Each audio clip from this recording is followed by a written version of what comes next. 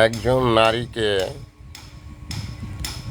জীবন সংগ্রামে অবতীর্ণ হওয়ার জন্য নিম্নবিত্ত থেকে অথবা তৃণমূল পর্যায় থেকে যখন তাকে অনেক উপরে উঠতে হয়, তখন এক থেকে একাধিক পুরুষের সঙ্গে তার রাত কাটাতে হয়। কিন্তু কেন সে এটা করলো, এ প্রশ্নের উত্তর মানুষ জানে না। মানুষ জানে যে সে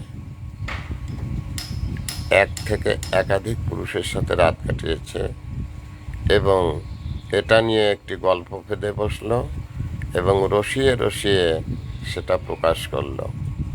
কিন্তু কোন সিচুয়েশনে ওই নারী এক থেকে একাধিক পুরুষের সঙ্গে রাত কাটিয়েছে, এটা কখনো হাইলাইটস হয় না। এটাই নিয়ম। আমি মনে করি এটা নারীর প্রতি অবিচার।